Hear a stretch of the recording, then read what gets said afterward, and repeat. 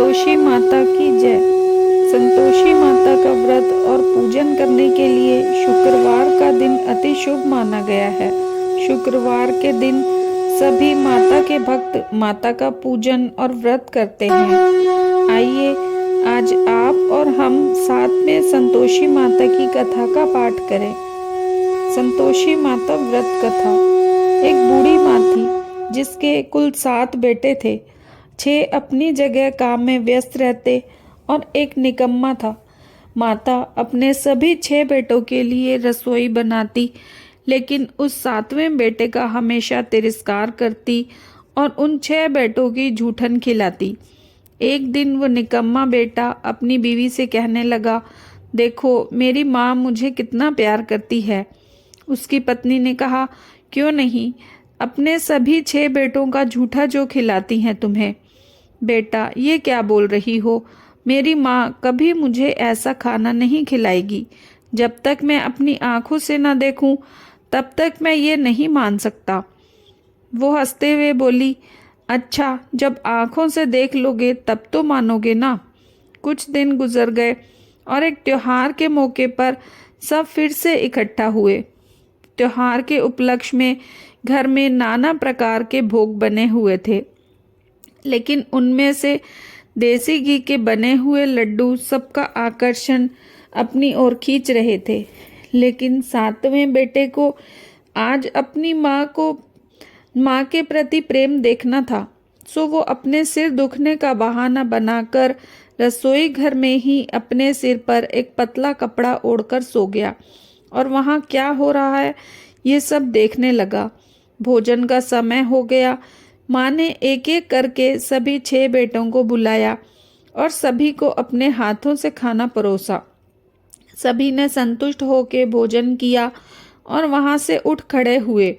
माँ ने अब सबकी थाली में से बचे हुए लड्डू का चूरा इकट्ठा करना शुरू कर दिया। 7वां बेटा बस ये सब देखता रह गया। माँ ने उस चूरमे से अपने 7वें बेटे के लिए एक लड्डू बनाया और उसे भोजन के लिए बुलाने लगी।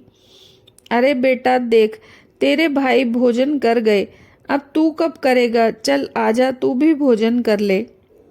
नहीं माँ, मुझे अब भोजन नहीं करना है, मुझे अब परदेश जाना है, मैं कल जा रहा हूँ।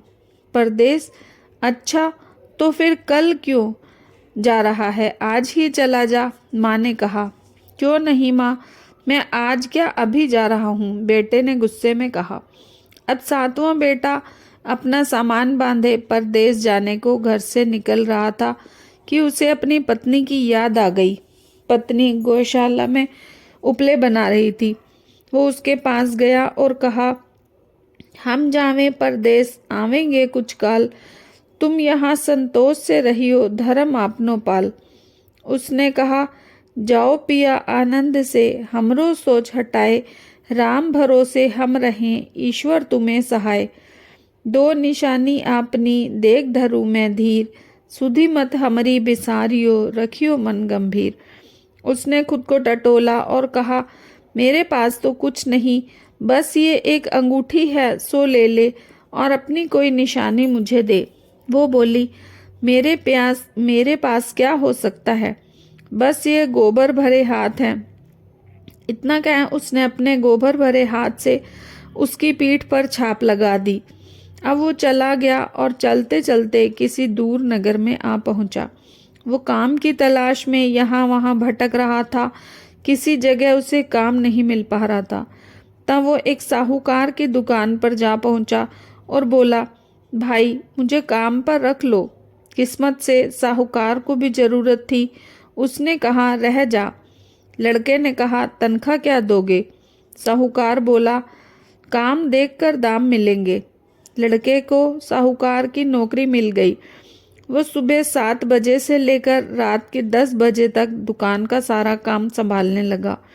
कुछ ही दिनों में उसने दुकान का सारा हिसाब किताब, लेन देन, ग्राहकों को माल बेचना, सब कुछ सीख कर अच्छे से संभाल लिया। साहूकार के और 7-8 नौकर थे।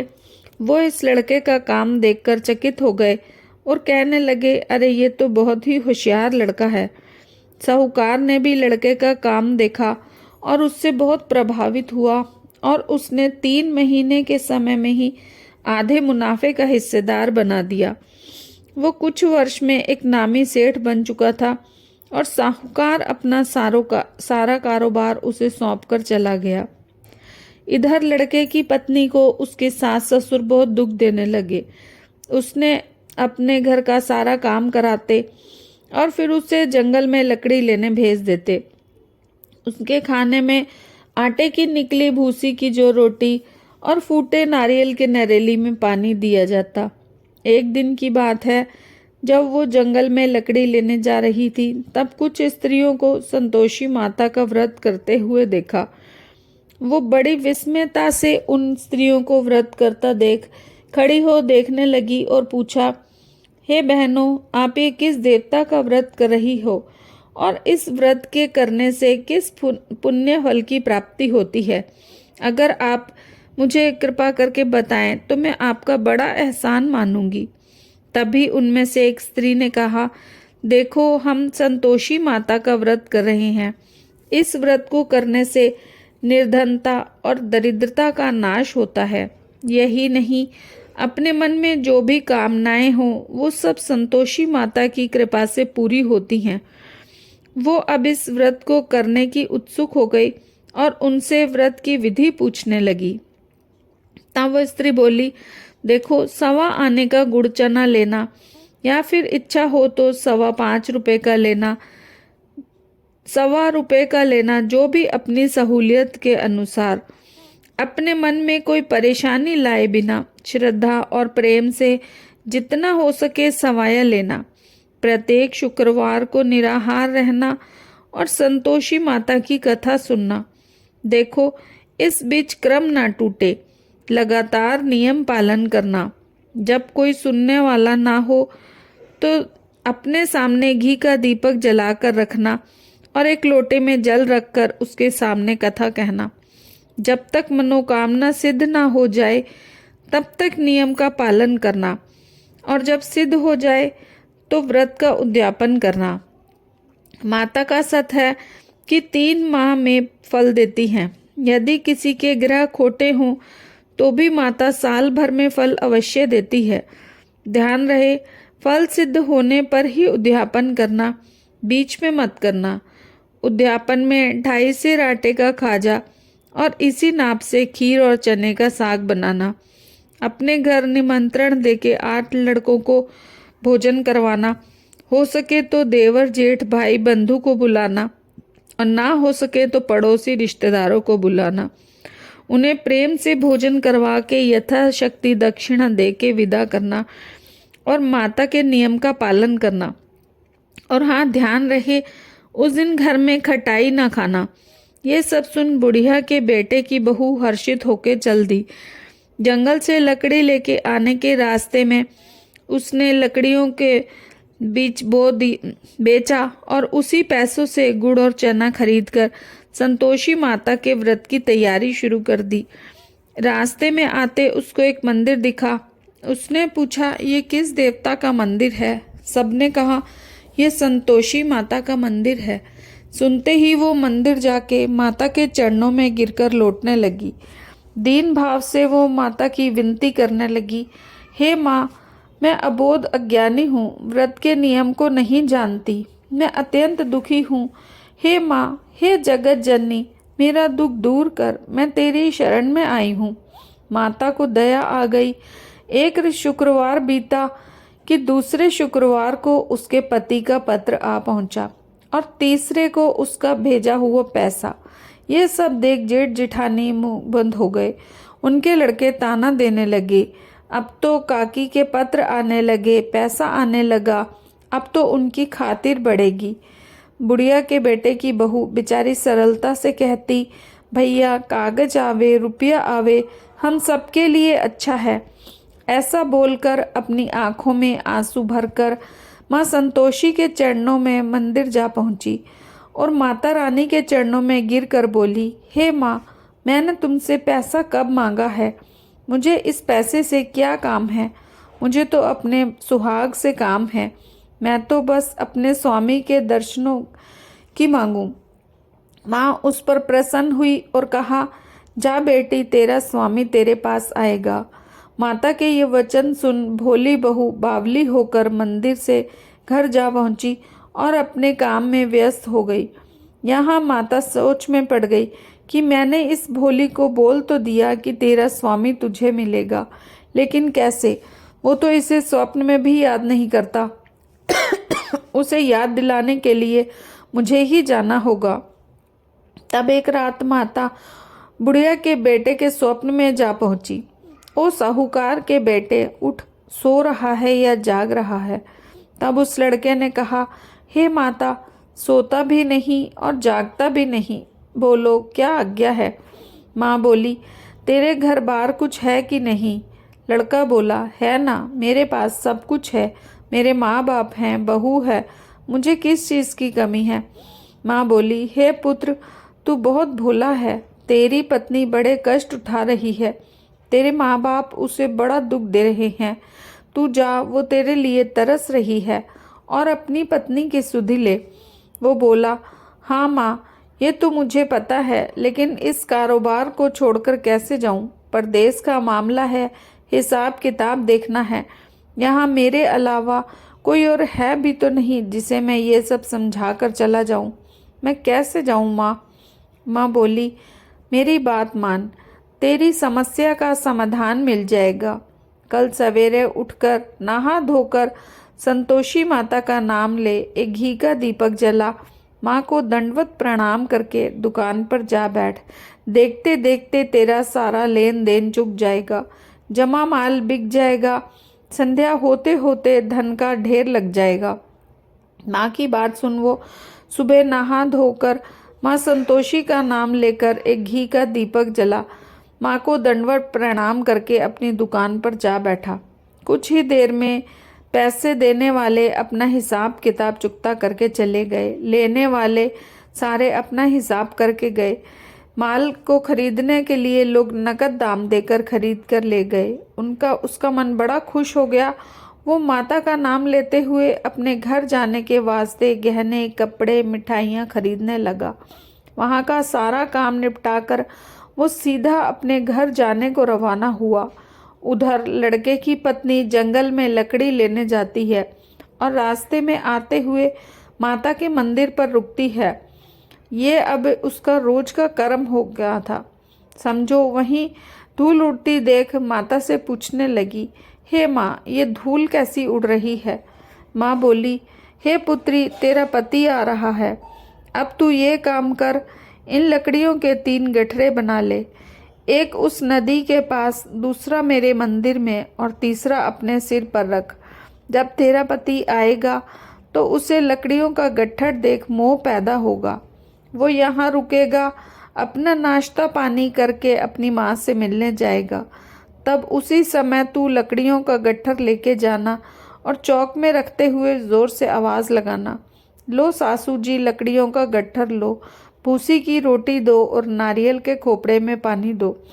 आज ये कौन मेहमान आया है? माता जी से अच्छा बोलकर प्रसन्न मन से वो लकड़ियों के 3 गट्ठर बनाती है और एक नदी किनारे, दूसरा माता के मंदिर में। इतने में मुसाफिर आ पहुंचता है। सूखी लकड़ी का ढेर देखकर उसको विश्राम करने की इच्छा होती है। वो वहीं विश्राम करता है और भोजन भी कर लेता है और फिर कुछ देर बाद अपने गांव जाने को निकलता है। गांव पहुंचते ही वो अपने माता पिता, संगी साथियों से अच्छी तरह मिलता है और सबके हालचाल पूछता है और चौक में पड़ी खाट पर जाकर अपनी पत्नी का इंतज़ार करने लगता है।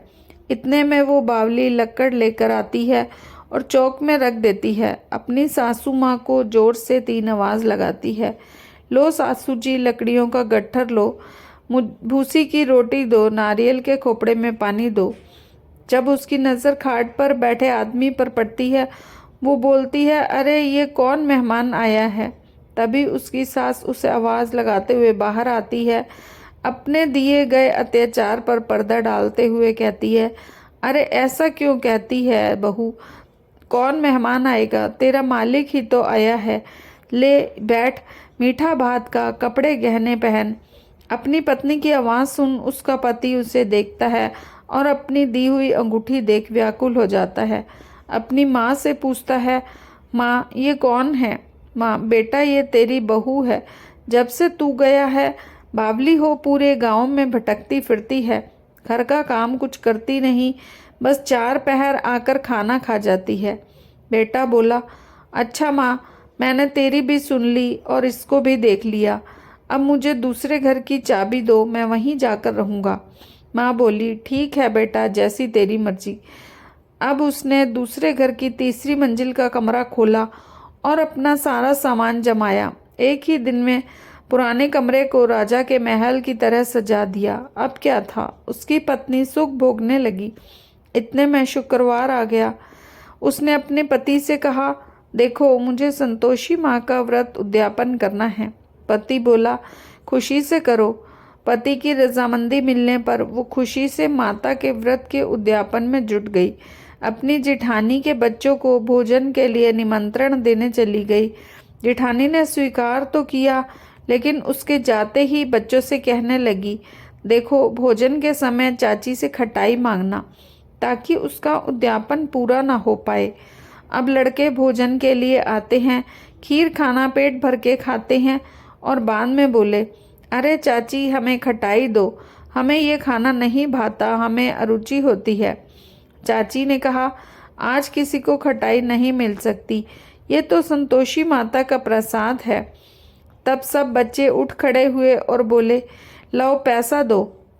चाची ने उन्हें पैसे दिए तो वो इमली की खटाई लेकर खाने लगे। ये देख संतोषी माता बहू पर बहुत कुपित हुई। उस दिन राजा के दूत उसके घर आए और उसके पति को पकड़ के ले गए। वहीं जेठ जिठानी ताना मारने लगे, सब लूट लूट कर धन इकट्ठा किया हुआ है, अब राजा की मार खाएगा तब जाके अकल ठिकाने आएगी। बहू ये ताने बहुत चुभने लगे। आंखों में अश्रु लिए वो दौड़ी माता के मंदिर पहुंची और कहने लगी, हे माँ, तूने क्या किया? हंसाकर अब क्यों रुलाने लगी? ऐसी क्या भूल हो गई मुझसे? तब माँ ने कहा, बेटी तूने मेरा उद्यापन करके व्रत को भंग किया है। उसने कहा, माँ मैंने कोई अपराध नहीं किया, मैंने तो बस उन लड़कों को गलती से पैसे दे दिए थे, मुझे क्षमा करो माँ, अब मैं दोबारा आपका उद्यापन करूँगी। माँ ने कहा, जा पुत्री, तेरा पति तुझे रास्ते में आता मिलेगा, अब भूल मत करना। हाँ माँ, अब भूल नहीं होगी।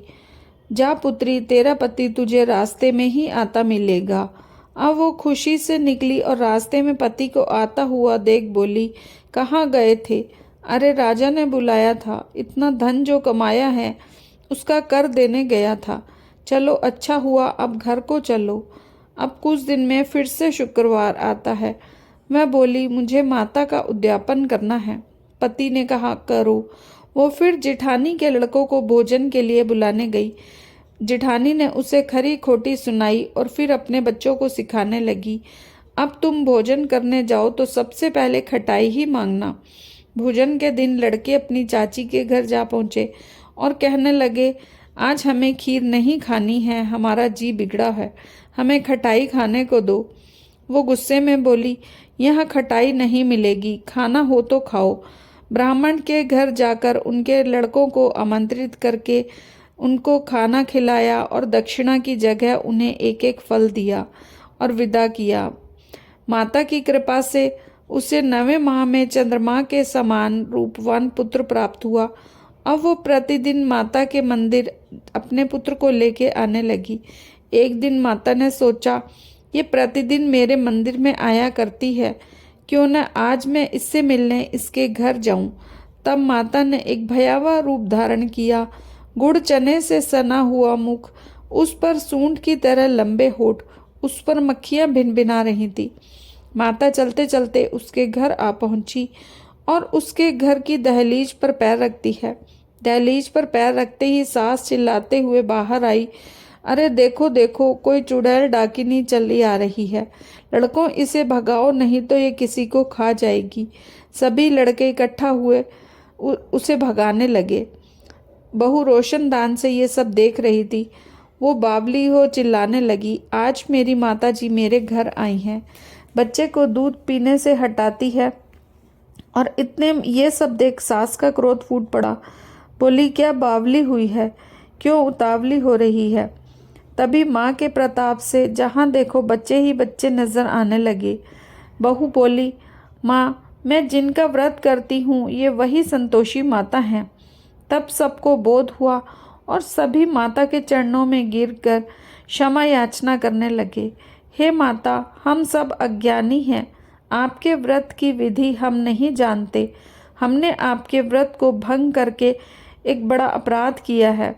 आप अब हमें बालक जान हमारे अपराधों को क्षमा करो। इस प्रकार माता प्रसन्न हुई। बहू को प्रसन्न होकर जो फल दिया वैसा फल सबको दे, सबके मनोरथ पूर्ण हो। बोलो श्री संतोषी माता की जय।